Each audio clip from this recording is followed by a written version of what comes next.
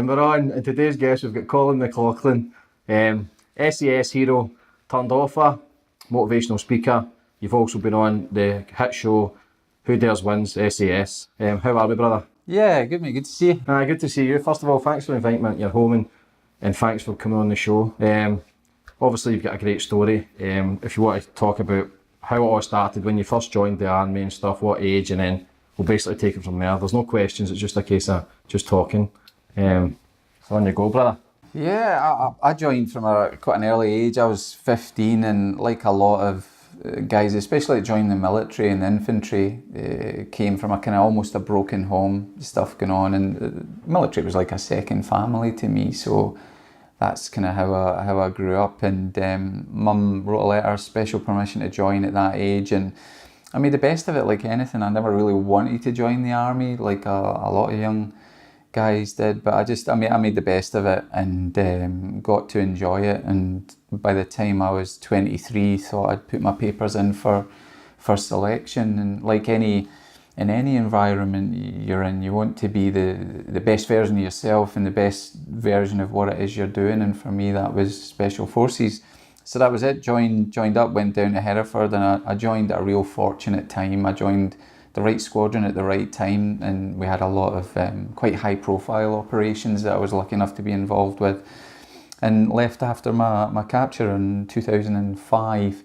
And since then been involved in TV, book, motion capture, video games, charities, ambassadors, and public speaking. Yeah, you've done some magic things, man. It's when you first joined at 15 then, was that a scary part for you, especially if you didn't want to join? Yeah, particularly. I was in with a lot of guys that were a lot older than me, a lot bigger, a lot stronger. I wasn't particularly big, I wasn't particularly fit.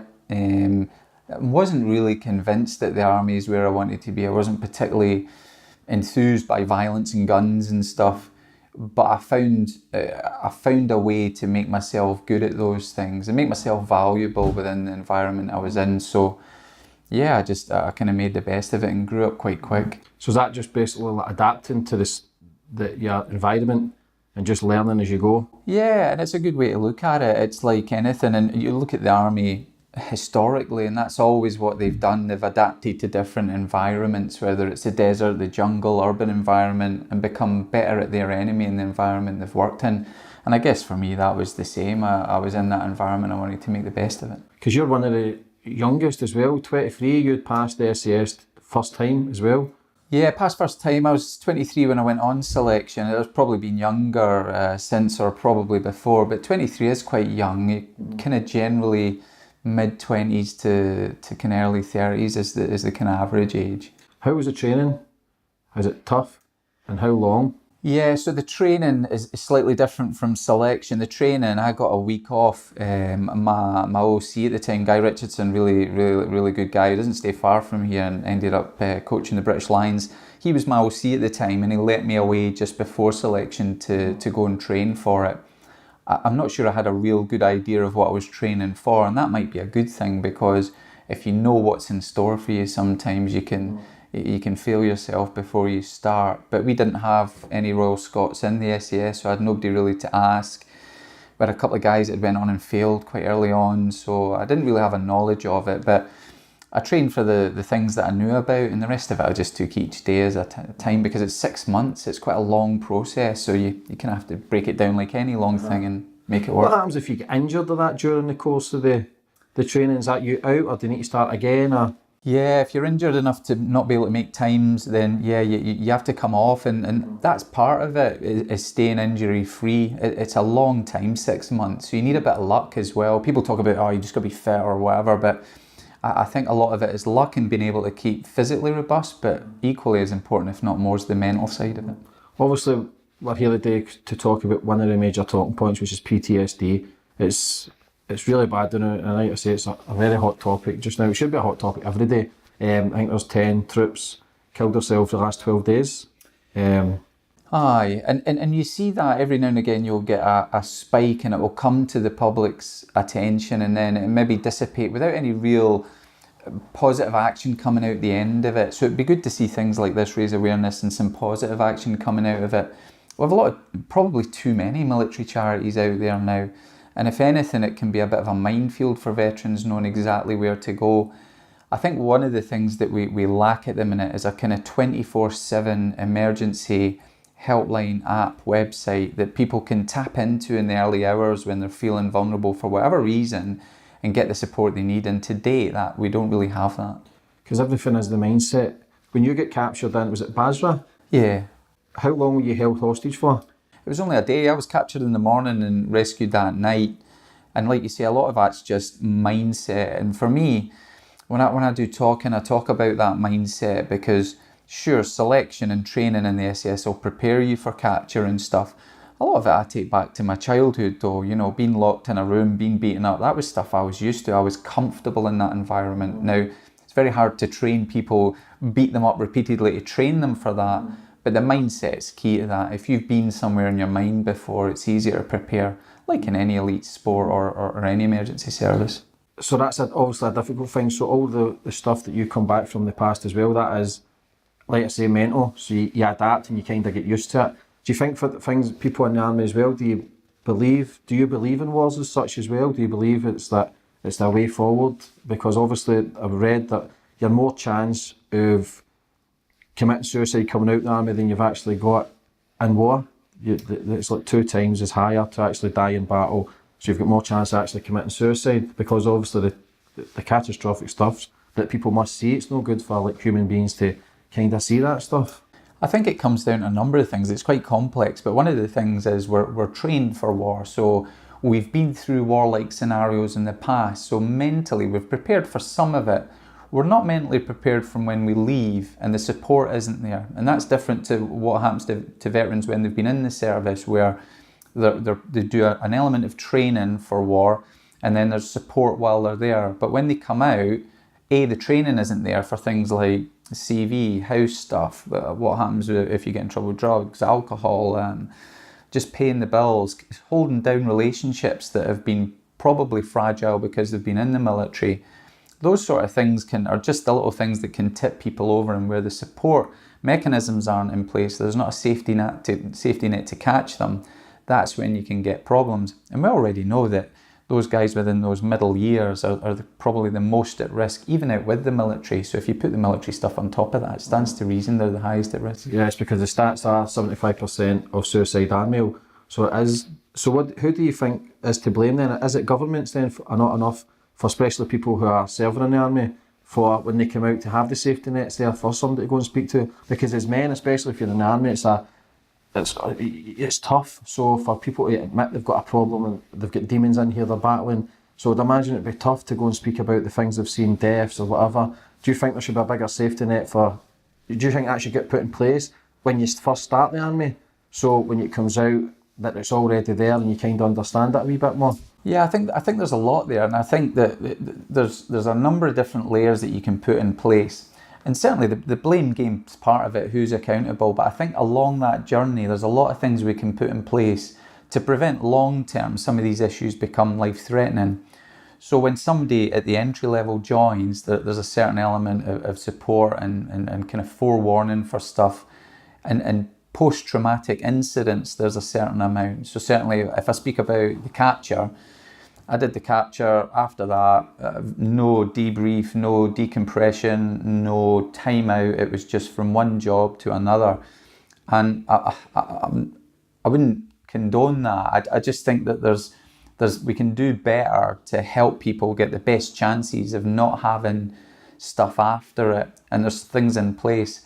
The other time is that little period between people leaving the service and when they've just left, because that's a critical time. And a lot of servicemen and women, when you speak to them, hand in their ID card and the next day they feel like they've fallen off the edge of a cliff because suddenly they've nothing around them. And I think that could be an easier transition where we put people in place, back geolocated, back in their own home location with a support network around them. Mm-hmm. I think because they've got a lot more time in their hands, they're probably used to being busy all the time, regimented, getting up early and being kind of told what to do. So then when they come back into normality, it's easy to go, fuck me, and their head's a bit all over the place. Because there's a man I'm watching just now called Joe Dispenza. He's all about the mindset. So what happens is if you think about that trauma, it releases a chemical and it relates to that emotion, how you felt that time. So if you were thinking about maybe your youth or all the trauma, it releases that chemical, so the brain doesn't know if that's happening present moment or back in the past, and that's when it can trigger all the bad stuff. So for you, when you went through your capture and stuff, how did you deal with that? Did you deal with it pretty easy, or did you try and block it out, or how did you deal with it? Have you struggled with PTSD? I've struggled with a lot of symptoms that are linked to PTSD, like sleep loss and hyper vigilance in places and stuff like that. And those are all atypical symptoms, and a lot of veterans will tell you they have same symptoms to more or less a degree, to the effect where they're impacting on their lives and stuff. I think right after the incident, it was so raw, I just kind of got on with it. But kind of research has shown that any really high traumatic incident you've been through can take up to about 12 years to reach a peak, and that's sometimes when it can surface. And it can be triggered for a whole number of different reasons depending on what's going on in your personal life. For me, I felt like over the last probably 2 years, that's come to a peak for me, where it's come to a period where I've lost sleep, I've overanalyzed things, I'm hypervigilant in places. Or I've had elements of those symptoms before, but they haven't been as bad to the effect where you're losing sleep, where you forget where you're going and you become clumsy and stuff like that. And those are all pretty typical symptoms. So you must have had a good. Did you have strong people around you as well, friends you could speak to? Because you've done great things, especially with the motivational speaking, and then being on is the Channel 4 SAS, Who Dares Wins. Yeah, and I think the TV that particular series has shown one side of it, and that mental side always trumps the physical, and that mental side is key to everything, and they kind of balance each other. And anybody, yourself, when you're balancing the mental and the physical, they complement each other. If you feel good, you train better, and if you train better, you feel well, and they kind of all endorphins are going, and they complement each other. When one of those is out of sync, it always affects the other one. But for me, the mental side is always that one that's had control. And you look at any of the elite sports stars, when it comes to the top level and they're in a final and it's 6 sets all in a tiebreaker, it's a penalty shootout. It's nothing to do with technical ability, it's nothing to do with physical, it's all mental. It comes down with the mindset, because they always go that extra bit, the extra inch. It's the fear, they learn how to control it. You've got, whether you're going to do stand-up comedy or go do acting, whatever it is, motivational speaking, the fear's always there, but we can utilise it to either create or else we go backwards, and the fear also destroys, because everything is the mindset, and I'll constantly keep repeating it. So what's the next steps that you think should be getting put in place then? Because obviously this probably happens every day with 10 people getting lost in 10 days and committing suicide.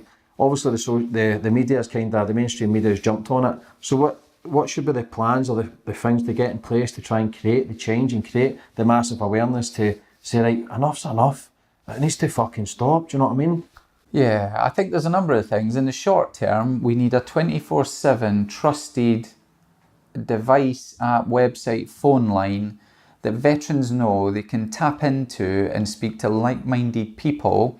So for me, that's training veterans to speak to veterans, not them speaking to doctors and psychs. They'll do so much good, but you want to speak to someone that speaks the same language, that has been through the same stuff, because they can relate back to you how they or their friends have come through the other side of that dark tunnel, whereas a psychologist will give you it from a, Freudian perspective or stuff. And I'm not saying they won't do good, but I think people that speak your language will probably help you along that path better. So that's the first kind of short-term stuff, and we're doing a lot of that at the minute with Who Dares Cares, and JP Morgan are building up our app so that hopefully at the end of this month will go live, and that'll be a 24/7 capability.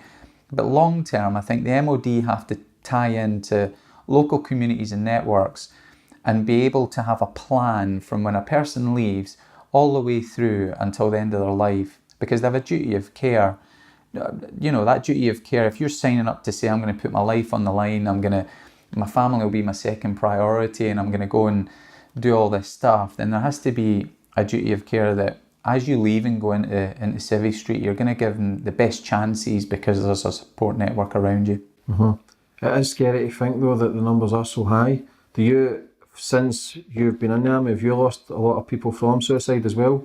Yeah, I've lost a lot of people, and one of the reasons we set up the charity is because after my public profile was raised a little bit through the TV and stuff, I was getting contacted through social media by guys that were struggling, and women, and just saying, yeah, I'm struggling to get out of bed this morning, I'm struggling with with alcohol, with drugs, getting a job, my confidence. And I would lose these people. Every few weeks, one would just disappear off the radar and I'd find out they committed suicide. And I've been spoken through to Cami through at Hamilton. We decided to set up Who Dares Cares. And since then, I'm glad to say we've saved a lot of lives, but we can only do with what we have. So it's growing networks and having them in place so that no matter where you are in the UK, there's somewhere for you to tap into. And where can people contact you then? Where can people get this information who are in the struggle? Is it just servicemen or can it be anybody? No, one of the things about Who Dares Cares is it's for anybody that's encountering stress. Right. We advertise emergency services, so we have people from fire service, prison service, NHS, police, but primarily most of the people, as you would expect, are veterans that get in touch with stress issues. We're on Facebook, we have our website, our app will go live at the end of the month. We'll have a dedicated phone line that will be manned 24/7.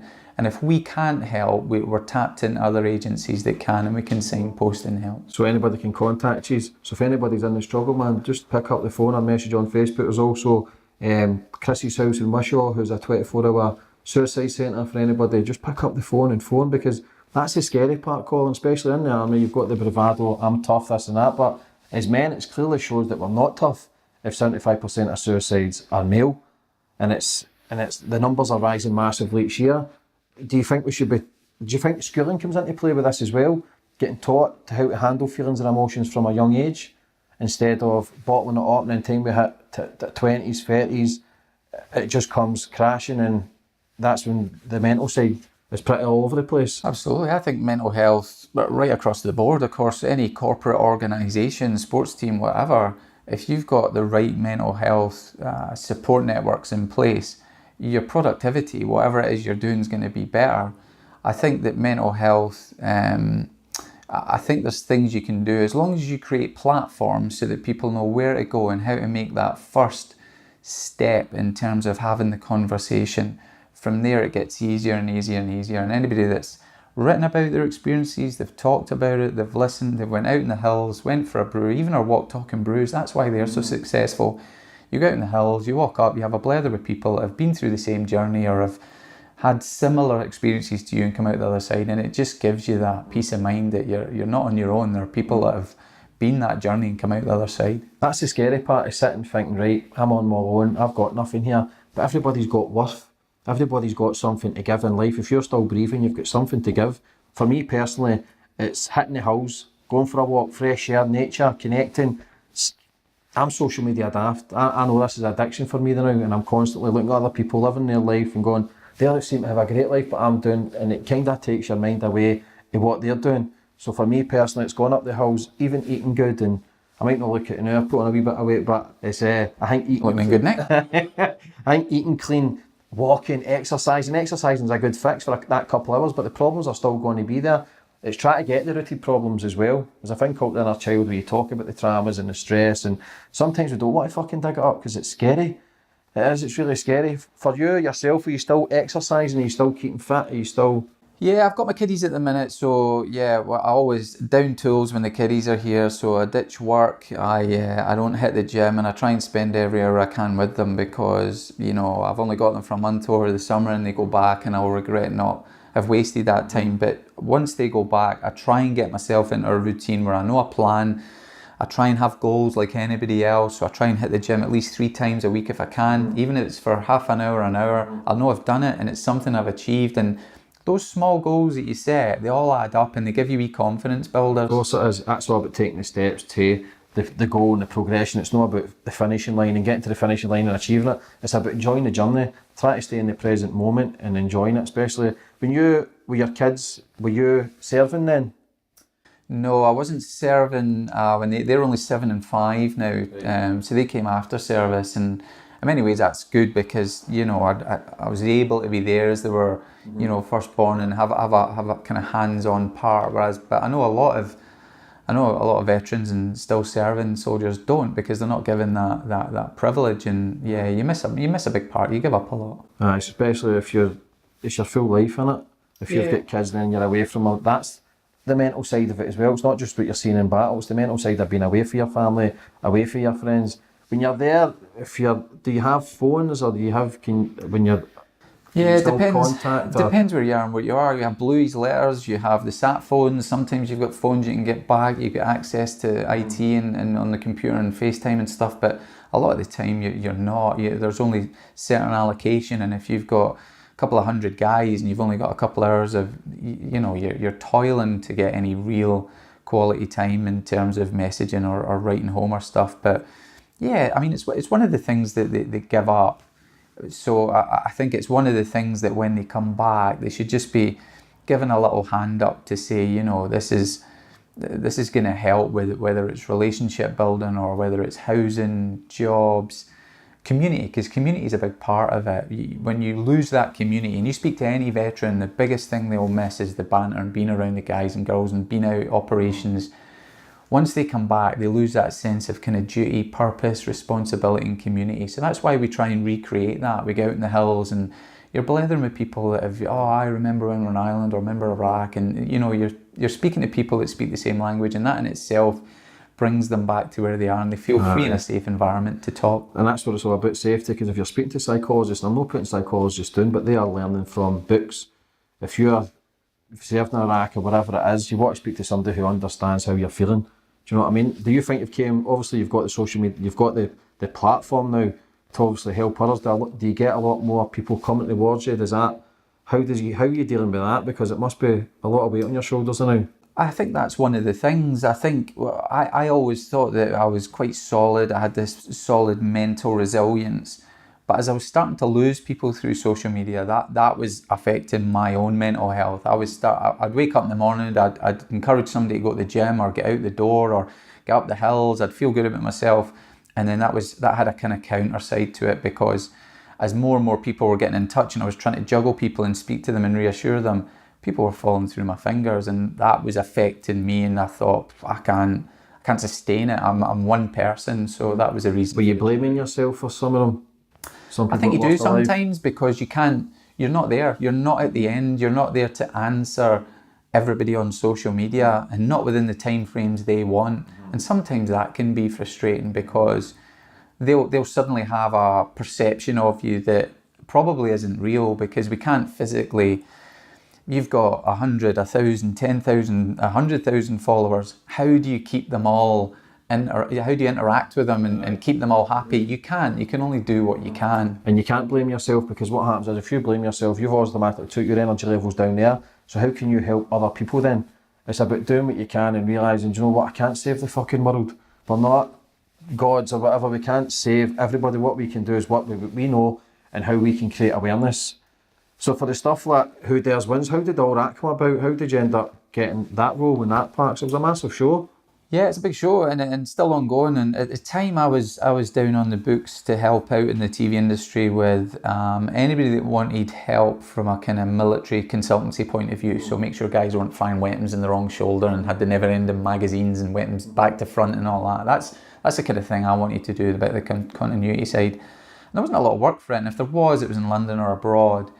And then someone contacted me and said, I've got this show, it's SAS Who Dares Wins, but they don't have any SAS, it's all SBS guys they've got on it. So I went down, met with the production team that made it, Minnow, and they were like, we'll just put the cameras up and leave you to it. You can just run it as you want. And the autonomy of that felt quite genuine, and it felt like it was something I wanted to be involved in, rather than a kind of typical, kind of fake TV show where it was supposed to be reality but wasn't really. Mm-hmm. Did you enjoy it then? I enjoyed it. I really enjoyed the first series, and I enjoyed the distance travelled with a lot of the people that were on it. I felt like we'd made a real impact on their lives. That was people that we were setting off that had a real outer coating of mental resilience, having been through that, and confidence to get through, boundaries that they probably wouldn't think they would have had they not been through otherwise. And everybody else that watched it as well. It was a very popular show. Was the training as tough as it looked? I think, well, we only had kind of a week with these guys, and it's 6 months selection, so there was obviously only certain things we could do. Having said that, some of the individual things that we took out of it, like the fan dance and the CFT, they're exactly the same as what you do in selection. It's just you do it on a daily basis. Mm-hmm. Not as tense, but yeah. So for the motivational speaking and stuff, because I know you're doing all this, how did that come about? Also, have you Are you enjoying speaking to everybody else and trying to lift their spirits and guide them a bit? Are you enjoying that? Yeah, I love travelling around. I love seeing different organisations and what they're doing and the little things that they might want support in, whether it's teamwork, leadership, motivation, elite performance. And I find that through some of the experiences I've had and some of the journeys and some of the learning points from it, I think if you can adapt to that and you can do anything. So there's a lot of positive messages that come through it, and I love doing it. That's good. For your kids or that, would you, if they want to join, would you advise them to join, or would you kind of say, nah? It's a good question, and I think it would depend where the military is at that time. I think whenever you want to, if you want to join the military, there's a lot of things you want to do, and operations is part of it. Nobody wants to join the army, serve 22 years, get out, and all they've done is kind of guard Buckingham Palace or something. You want to do operations. Having said that, you don't want it to be too... You don't want to get into an operational cycle you can't get out of, and that's why we're seeing problems now where promotional side, the training, all the other stuff, the character building stuff that comes with the military wasn't happening because guys were just coming from operation to operation. That can burn you out, and it can have a kind of negative effect on the military as well, because people will think, that's me, I've done my conflict, I'm getting out now, rather than seeing it as a career. So it does damage on both counts, especially now where we see the regulars are shrinking. Does many people do they last? Does a lot of people last the 22 years or whatever? Do they get to that level, or is it numbers dropping massively? I think now you would see the numbers dropping. Traditionally, kind of prior to 2000, I think you would have saw a lot of people come through and do their 22 years and see it as a career with sporadic operations, whether it's the Falklands, the First Gulf and Northern Ireland. Now, I think if you looked at 2000 onwards, you'll see a lot of people have come out in really short cycles because they go do operations and think, right, if that's operations A, I've seen it, and B, it's not for me for a long term. Is it because there's more wars then, because people are seeing that much shit that they want to drop out, or is it as bad as it was in the 60s or 70s? Or I think it's a mix of things. I think that some of the support elements, so that you're seeing guys having a career within the military where there's all the things that are out with operations. So all the times that you go to different countries and you do training, you learn about that country, and you've got the kind of R&R there, you've got your promotional courses, so that when you leave, regardless of the operations, you've had a career that's shaped you in one way or another based on everything you've done over that 22 years. And it's been a kind of gradual hill it's climbed and manageable. Whereas kind of post 2003 with the operational cycle, guys are going in there and just at 100 miles an hour for 3 to 5 years, and like, whoa, that's me. I've done like 5-6 tours, which traditionally you might, in a generation before, it would take you 22 years to do that number of tours. And they're just coming out and being burnt out, and with all that trauma that's come with it, with people that they've lost left and right of them. That's where, so the 22 years they're getting kind of, they're getting worked too hard. I think at the minute with the operational cycle, post 2003, I think that's what's happened. I think a lot of people have become either disenchanted with what conflict is, or the operational burnout's been too much, or they're not getting time to do the promotional side of it that they want to do, or the other things that they kind of wanted to do within the military hasn't happened.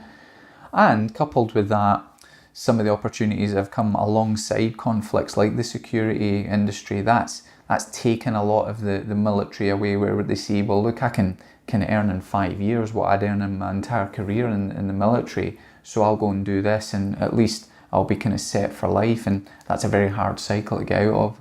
So you're obviously doing it for the money, trying to blast it out so they can get out quicker, but realistically it's really fucking their mind because they're doing that much stuff.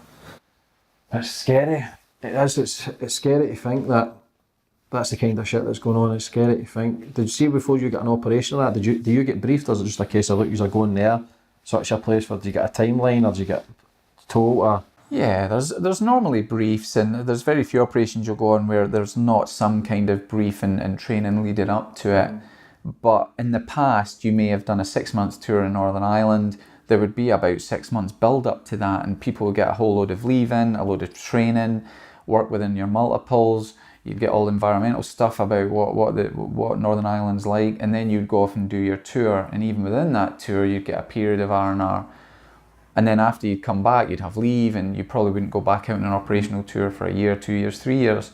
Now guys are doing 6 months, coming back, and a few weeks later, a few months later, going straight back out. Could be Iraq again, could be Afghanistan.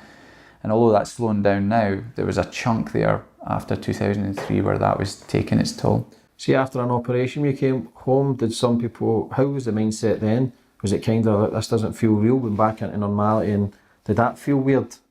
Yeah, I think what we forget is that we take normal, ordinary people, that's what our servicemen and women are, myself included, and we put them in extraordinary situations, and then we lift them back up and we put them back in, 45 Main Street in Glasgow or Edinburgh, and they go to the shops and they cut the grass, and those are very difficult hats to keep on and off, particularly with some of the stuff they've been doing, particularly when they've been hypervigilant for such a long stay and then come back home. It's very hard to switch on and off. Because there's a paranoia kick in then? Do you feel weird like walking down the street, and are you constantly on edge, obviously, whatever you've seen in operations to come, and do you get paranoid? Do you try to sleep in noises? Are you up, because that's what you're trained to do, to be aware? I think so, and I think the vast majority of servicemen and women that come back from operations, those are typical symptoms where it's very hard to switch off and relax and zone out. You're always in this state of, you'll go in somewhere, it's crowded, and you'll be just wondering where the exits are and who that person is that came in and sat down there with a backpack. It's very hard to come out and extract yourself from that and just relax. And when you're going at that state, the mind's under constant pressure. Yeah, are you dealing with it better now then that you're out and you've been out for a few years now? Is it becoming easier? Is it still the same? Are you still aware of every situation? I think there's certain elements that I still struggle with. The hypervigilance is one, sleeping's another, but there's a whole host of things that can help, and I've certainly found it helpful tapping into those. I've spoke myself to psychologists. I've had certain elements of medication that help with sleep. I certainly find speaking and sharing to other people who have been through like-minded stuff very helpful. I'd recommend that to anybody as the kind of first step. Particularly, I think people think army or whatever, and they think, well, there's this element of macho stuff, but if they see someone in special forces at the front line that's coming out with it, I think it's easier then to come out themselves and say, you know what, I've struggled with one or two of that stuff myself, and that's the first step. It doesn't open doors to people. So you think you're standing doing your motivational talks, that's a bit of expressing that's a bit of trying to get, you're expressing yourself, but it's also helping you as well, because you're kind of getting it out there, and other people come to you and say they've got that same problem, so you're kind of not alone as well, if you know what I mean. Yeah, and it's very funny, because when I first started, somebody said, oh, it'd be good if you came in and did a talk, and I thought, I'm not really a motivational talker. Like a lot of army, I'm capable of standing up in front of people and talking, but I didn't know I had the right messages to say. And I felt that after I'd told my story, I felt almost like when I'd written down my manuscript, it was like a whole weight had been released. It was like I'd almost rid myself of a lot that was kept up, that I had to express myself. So I think every time I stand up in front of people and tell my story, or any time you sit down and write it, there's a therapeutic element to that. That's therapy for you, makes you feel good. Was there any stuff like yoga or stuff like that, and the people, is that there, like breathing techniques? Or there's a whole host of stuff. So yeah, yoga, meditation. There's an app I've downloaded recently called Calm. I'd recommend it to anybody. It's got sleep, stories, meditation, sounds, even stuff. You're going off to sleep, you set it for kind of 5 minutes, and it has waterfalls, all that kind of stuff.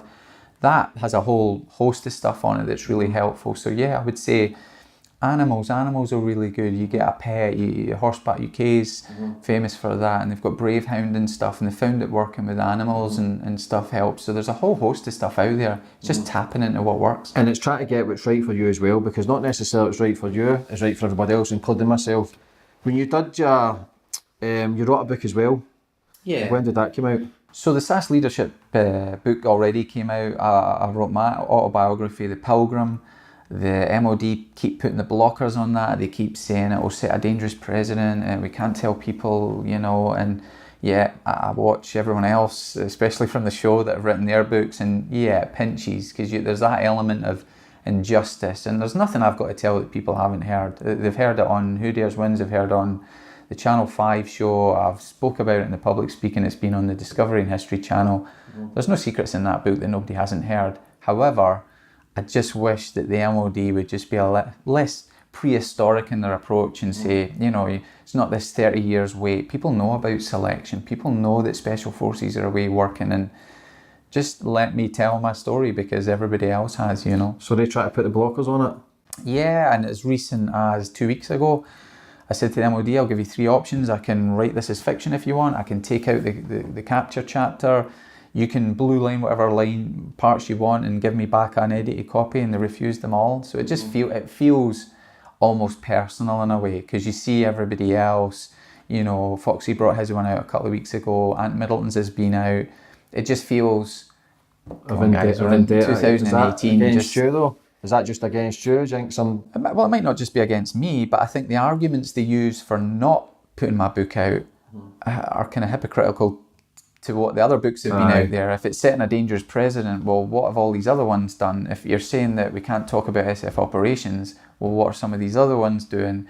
You know, if you're saying, well, we can't say we're working with intelligence services or no one knows about your capture, well, guess what? Everybody knows about it. It's all over Sky News, so let's not kid each other. So then what happens if you release it? I think they would put the block on it to release it. I'm lost. I need a lawyer that will come on and take the MOD, because I think a decent lawyer would be able to. If any lawyers are out there, man, help Colin get his book out, give him a shout, give him a message, because yeah, I'd appreciate it. Everybody's got a story, Colin, and it's no fair that your story's kind of, it's not getting out there, because there'll be a lot of frustration there, because a lot of people relate to your story as well and try and get the help to, I don't know, whatever it is, it's on the book, but for people to, everybody's got an interest in reading it. We've all been through some shit. Do you know what I mean? Yeah. Could you not change? You've changed bits of the chapter of the book to try and get it fluff up a bit or whatever it is. I've changed whole bits to appease the MOD to try and get the book out there, but they don't want it out. And there's nothing I haven't said, and there's nothing that will risk soldiers' lives, and that's the main thing. And that's the only bit I really care about, and so the fact they've put the blockers on it, it can only come down to personal, because there's no part of that book that I haven't already told on either national TV or any other platform. Because your stuff is everywhere. I've been reading up all week because I know you were coming on. It is everywhere about your capture and this and that, and like I say, that's a story that people, and it's obviously for yourself it's grim, but for people of that's what grips people in, all the stuff being captured and what you've went through, and that's what your book sells. Yeah, I think there's one side of it's the SF side that people always want to read about, and I think another one is the journey, the life journey, and I think there's a lot of good that comes out of that, because very few people live their lives and don't go through some kind of trauma or don't experience stress to some level. I think there's messages in that book that give a lot of people hope, and will hopefully, if the book gets out there, do a lot of good. So yeah, I hope it does one day. Is there anything in the pipeline to get it out there? Or you're trying everything? Well, that was the last one with the MOD. I know personnel have changed, so I hope they would see sense. But Foxy's got through, and mine never. I don't know. I think a decent lawyer would be able to look at the MOD and say, look, with a few tweaks, we can make this book work. Just how? Like, what is it you want us to do to get this book out there? And yeah, have you spoke to the other boys then who've got their books out as well? How can they not guide you and put you onto somebody else to? I think they've got. I think one of the things is when you're starting to form your own journey and your own path. It's harder to be able to help other people, because they've got their own path. They're trying to make it work. They're carving out a TV and a book career for themselves. It's very hard for them then to come in and try and help you from a flank, and I get that. I get that side of it, but you know, I think probably I have more of a story to tell in my book. I was involved in some quite high profile operations, so there is a story there, and I think the problem is that the MOD might not want elements of the capture to come out. They might feel that there's an element of duty of care failure or support, or that the SF world might not be what it's deemed to be. But for me, I don't think it'll do any damage from that side. People realise what a vulnerable position sometimes SF are in. I think by the time you finish the last page of it, you've got a kind of uplifting feeling that, you know, no matter what adversity you come through, there's a life at the end of it. Do you think that would scare people but to join maybe the army if they read it and go, fuck that, I'm not going through that? Well, it doesn't necessarily tell. It's certainly not an atypical army story. I think that would be. I think SF would be the kind of tip of the spear part. So I don't think it would put anybody off. It might put a lot of people forward for going for the army. Certainly hearing about some of the adventures. And let's not forget, the whole book isn't really just the SF part. It's my childhood. It's the general army. It's the SF part and the career after. So the SF part's only really part of it. I need to read this book. I need to read this book. You need to get the book out there. When you were when you were captured for the day as well, it was the British Army that came. Yeah, so we were captured. We'd went down to the border, come back up, got captured, and were held in the police station in Basra. And fortunately for us, a green army unit had kind of put two and two together and realised we were in there.